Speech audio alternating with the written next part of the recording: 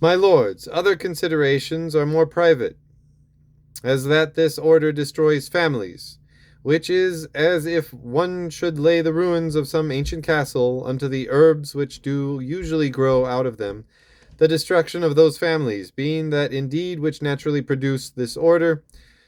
For we do not now argue for that which we would have, but for that which we are already possessed of, as would appear if a note were but taken of all such as have at this day above £2,000 a year in Oceana.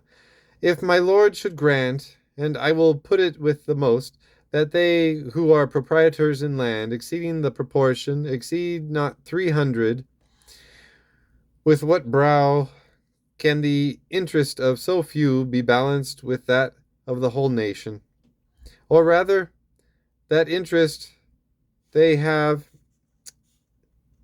what interest have they to put in such a balance? They would live as they have been accustomed to do. Who hinders them? They would enjoy their estates. Who touches them? They would dispose of what they have according unto the interest of their families. It is that which we desire. A man hath one son, let him be called. Would he enjoy his father's estate? It is his, and his sons, and his sons' sons after him. A man have 5 sons, let them be called. Would they enjoy their father's estate? It is divided among them, for we have 4 votes for one in the same family, and therefore this must be the interest of the family, or the family knoweth not her own interest. If a man shall dispute otherwise, he must draw his arguments from custom and from greatness, which was the interest of the monarchy, not of the family, and we are now a commonwealth. If the monarchy could not bear with such divisions because they tended to be a commonwealth, neither can a commonwealth connive at such accumulations because they tend to a monarchy.